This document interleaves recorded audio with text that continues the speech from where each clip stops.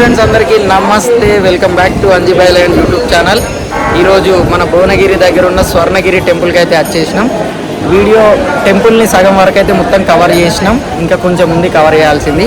ప్రతిదీ ఇలా మన వీడియోలు ఇప్పుడు ప్రతిదీ కవర్ చేసి అయితే మీకు చూపిస్తా, తప్పకుండా వీడియో మొత్తం చూడండి. అసలు టెంపుల్కి పెయింటింగ్ అనేది లేదు, మంచిగా ఉంది. ఇట్లనే వీడియో మొత్తం చూడండి, మీకు కనిపిస్తుంది ఎట్లున్నది అన్నది. ఓకేనా?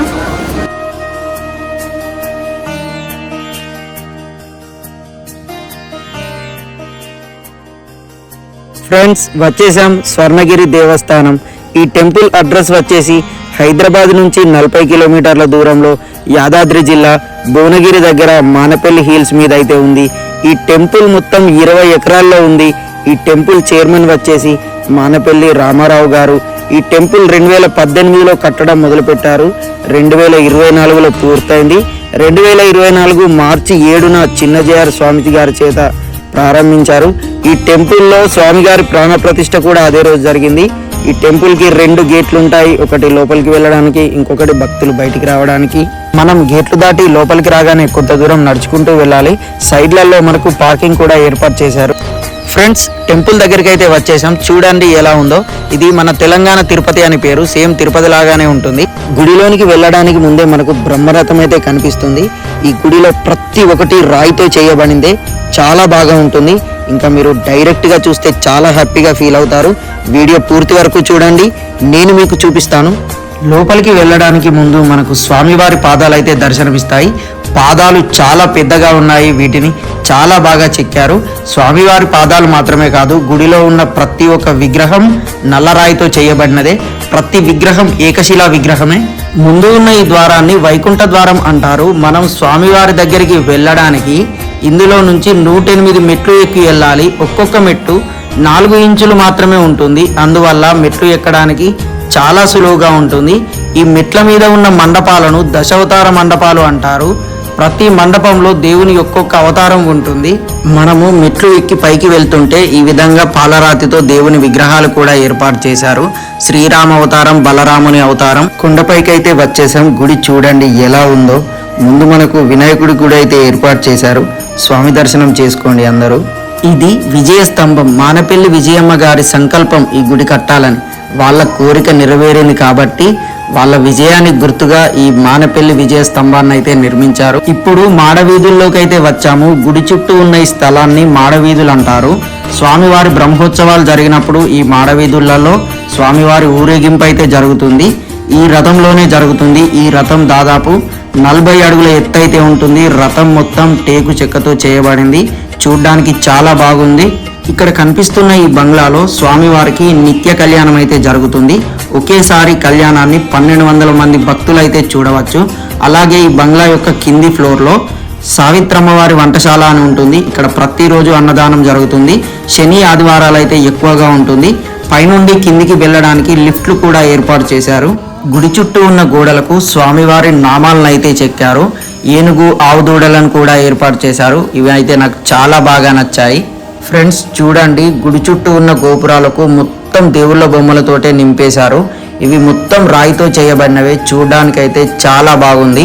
అలాగే గుడి చుట్టూ ఎడ్జ్లో మొత్తం ఈ రకంగా స్తంభాలను అయితే ఏర్పాటు చేశారు. నైట్ ఇవన్నీ ఫుల్ లైటింగ్ ఉంటుంది. ఆ వ్యూ కూడా తీశాను, తప్పకుండా చూడండి ఫ్రెండ్స్. ఇది అంజన్న స్వామి మండపం. స్వామివారు ఏకశిలా విగ్రహం, అంటే ఒకే రాయితో విగ్రహాన్ని చేశారు. ఇది నల్ల రాయి, చాలా గట్టిగా ఉంటుంది. ఈ మండపం 120 ఫీట్ల హైట్ ఉంటుంది. స్వామివారి విగ్రహం 30 ఫీట్ల ఎత్తు ఉంటుంది. ఈ రథంతో పోలిస్తే స్వామివారి హైటు 75 ఫీట్లు ఉంటుంది. స్వామివారి రాయిని తిరుమల నుండి తీసుకువచ్చారు. ఈ అంజన్న స్వామి నిల్చున్న విధానం అనేది ప్రపంచంలో ఎక్కడా లేదు. స్వామివారు నవ్వుతున్న భంగిమలో ఉంటారు. చిన్నపిల్లల ఆనందం స్వామివారి మొహంలో మనకు కనిపిస్తుంది. స్వామివారి అభిషేకాలు చేయడం కోసమని వెనకాల పెద్ద లిఫ్ట్ అయితే ఏర్పాటు చేశారు. దానిపై నుంచి స్వామివారి అభిషేకాలు అయితే మనం చేయించుకోవచ్చు. ఇంకా ఈ స్వామివారు నిల్చున్న రథం గురించి మాట్లాడుకున్నట్టయితే ఇది హంపి మోడల్ రథం. హంపీలో ఈ విధంగా రథాలు ఉండేవాట. ఈ రథం ఒకటి చేయడానికి మాత్రమే 5 సంవత్సరాల కాలం పట్టింది. ఈ రథం చాలా బాగుంది చూడడానికి. ప్రతి దగ్గర చాలా నీట్గా చెక్కారు. అంజన్న స్వామి విగ్రహం పక్కనే ఈ యొక్క పెద్ద గంట అయితే ఉంటుంది. ఇది మన ఆసియా ఖండంలోనే అతి పెద్ద గంట. దీన్ని కంచుతో తయారు చేశారు. ఈ గంట బరువు వచ్చేసి 1700 టన్నులు ఉంటుంది. దీన్ని జయగంట అంటారు. ఇక్కడ మనకు నరసింహస్వామి కూడా దర్శనమిస్తారు. అలాగే భూవరాహస్వామి దర్శనం కూడా మనం చేసుకోవచ్చు. తిరుపతిలో కొండపైన స్వామికి గుడి కట్టుకోవడానికి భూవరాహస్వామి స్థలం ఇచ్చారన్నట్టుగా ఇక్కడ కూడా ముందు భూవరాహస్వామిని దర్శనం చేసుకుంటాం.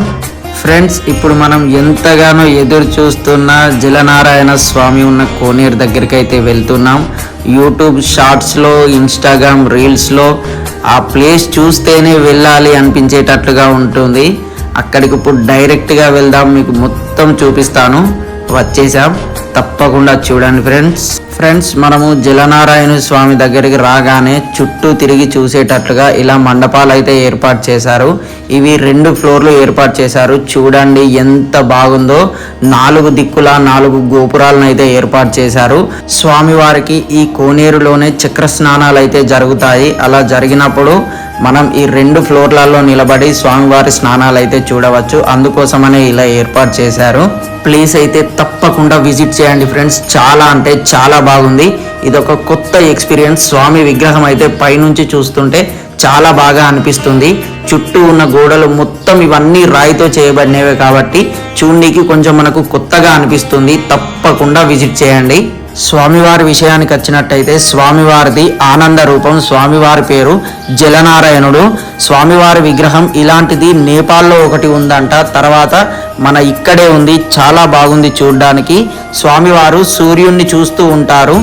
ఫ్రెండ్స్, స్వామివారి దర్శనం చేసుకొని ఈ ద్వారం నుంచి అయితే బయటికి వచ్చాము. లోపలికి వెళ్ళడానికి ధర్మ దర్శనం ఉంది, స్పెషల్ దర్శనం ఉంది. మన ఫోన్స్ బయటే పెట్టి లోపలికైతే వెళ్ళాలి. లోపల చాలా అందంగా శిల్పాలు అయితే చెక్కారు. లోపల ఉన్న స్తంభాలకు ఏనుగులను చెక్కారు. అవి చూడడానికి చాలా బాగా అనిపించింది. లైటింగ్ కూడా సూపర్గా ఉంది ఫ్రెండ్స్. చెప్పడానికి మాటలు సరిపోవు. మీరు తప్పకుండా గుడికి వచ్చి స్వామివారి దర్శనంతో పాటు ఇక్కడ ఉన్న శిలా నైపుణ్యాన్ని కూడా చూసి తప్పకుండా ఆనందించండి. గుడి లోపలికి వెళ్ళగానే మనకు ముందుగా రామానుజుల వారి సన్నిధి, తర్వాత ఆండాల్ అమ్మవారి సన్నిధి, స్వామివారి దర్శనం చేసుకోవచ్చు. స్వామివారి విగ్రహం 16 అడుగులు ఉంటుంది. అందరికీ మంచిగా దర్శనమిస్తారు. స్వామివారికి బంగారపు దుస్తులు ఉంటాయి. పద్మావతి వారి సన్నిధి, గోదా అమ్మవారి సన్నిధి, కృష్ణ సన్నిధి కూడా లోపల ఉంటాయి. ఇంకా గుడి లోపల అద్దాల మండపం ఉంటుంది. అందులో స్వామివారిని కూర్చోబెట్టి ఉయ్యాల ఊపడం జరుగుతుంది. అక్కడ పైన కనిపిస్తున్న స్వామివారి విగ్రహం బంగారు విగ్రహం. ఈయననే విమాన వెంకటేశ్వర స్వామి అని అంటారు. ఇంకా గుడి లోపల బంగారు బావి కూడా ఉంది. ఈ స్వామివారి అభిషేకాలకు కావలసిన నీటిని ఈ బావి నుంచే తీసుకుంటారు. హాయ్ ఫ్రెండ్స్, మన వీడియో అయితే తీయడం మొత్తం కంప్లీట్ అయిపోయింది. ఆఫ్టర్నూన్ వరకే వీడియో మొత్తం కంప్లీట్ అయింది. దర్శనం కూడా అయింది. కానీ ఈవినింగ్ వరకు ఆగినాం. ఎందుకు ఆగినాం అంటే ఇంకోసేపు అయితే మంచి లైటింగ్ స్టార్ట్ అవుతుంది. ఆ లైటింగ్ మొత్తం మీకు అందరికి ఒకసారి మన వీడియోలో చూపించాలన్నట్టుగా అందుకోసమనే ఈవినింగ్ వరకు ఆగినాం. ఇప్పుడు ఇంకోసేపు అట్లా మొత్తం చీకటి అయిపోయి లైటింగ్ స్టార్ట్ అవుతుంది ఫ్రెండ్స్. తప్పకుండా లైటింగ్ ఒకటి చూసి వీడియో ఎండ్ చేయండి. ఎలా ఉందో తప్పకుండా కామెంట్ చేయండి. ఓకేనా ఫ్రెండ్స్? చెప్పు మామ. సబ్స్క్రైబ్ బై ఫ్రెండ్స్, టెంపుల్ అయితే చాలా అంటే చాలా బాగుంది. మొత్తం లోపటనైతే ఇంకా సూపర్ ఉన్నది. ఖచ్చితంగా చూడండి. ఈ టెంపుల్కి అయితే ఖచ్చితంగా రండి. ఒకసారి వచ్చి చూడండి. చూసి దేవుని దర్శనం చేసుకోరి. చాలా అంటే చాలా బాగుంది. చాలా బాగుంది, సూపర్ ఉంది అని చెప్పడం తప్ప ఏం మాట్లాడతలేవు. అంత మంచిగా ఉన్నది టెంపుల్. ఒకసారి వచ్చి ఖచ్చితంగా దర్శనం చేసుకోండి. ఓకేనా?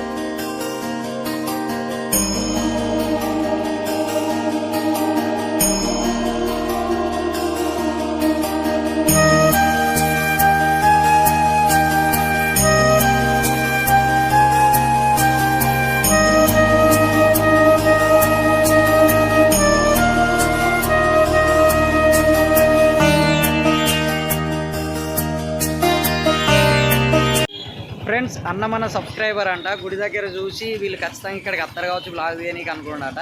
మేము చూడగానే గుర్తుపట్టిండు, తమ్ముడు వీడియోలు చూస్తా అని చెప్పిండు.